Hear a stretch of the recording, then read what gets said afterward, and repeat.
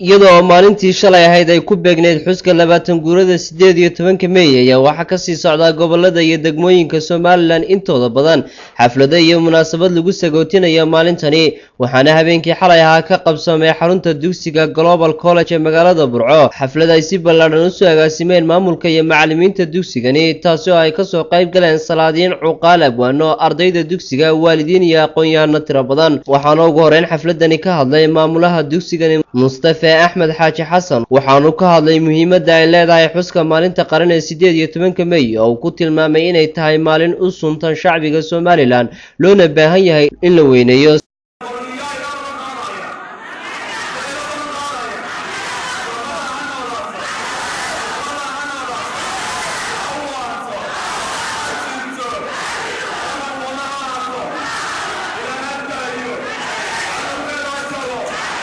sidoo kale waxa iyaguna xafladani ka hadlay qaar ka tirsan macallimiinta iyo ardayda dugsiga Global College waxaanay ka hadleen sida ay muhiimka u tahay xuska maalinta qaran loona baahan yahay in sanad walba la weyneeyo xuskeeda iyagoo dareenkooda ku aadan xuska 18 Mayna ku cabiray sida tan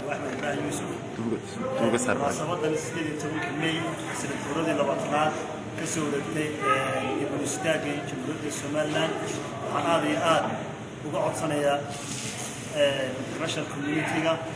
Carabta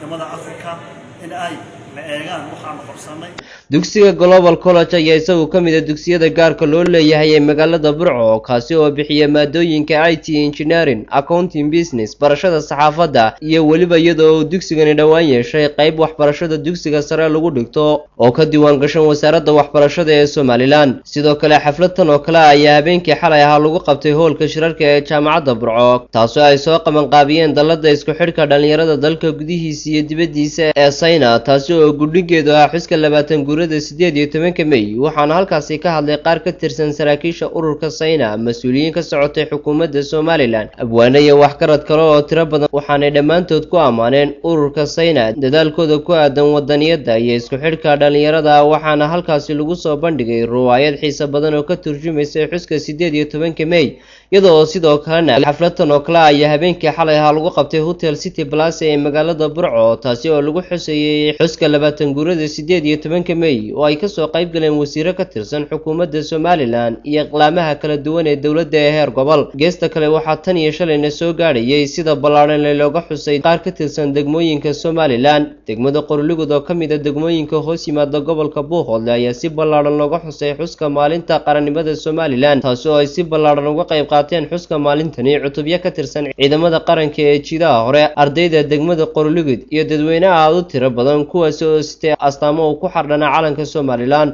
ugu horeyn waxa munaasabadani ka hadlay xogayaha degmada Qorlugud Maxamed Cali Suudi waxaanu si mug leh uga hadlay taariikhdii kala duwanaa ay soo martay xuska maalintani 18 May isagoo tilmaamay inay ahayd mid ku timid talo iyo go'aan geesinimo leh oo ay qaateen xilligaasi waxgaradka Soomaaliland sidoo kale waxa iyaguna kulankani ka hadlay gudoomiyaha degmada Qorlugud iyo taliyaha ciidamada qaranka ee aagaasi Colonel Farax iyo waxgarad kale oo tiro badan waxaanay dhammaantoodba ku dheeraadeen xuska iyo weynaynta maalintani qaran ugu dambeyntii waxa halkaasi socod gaarsa ku maray cutubyo ka tirsan ciidamada qaranka Soomaaliland ee jiido hore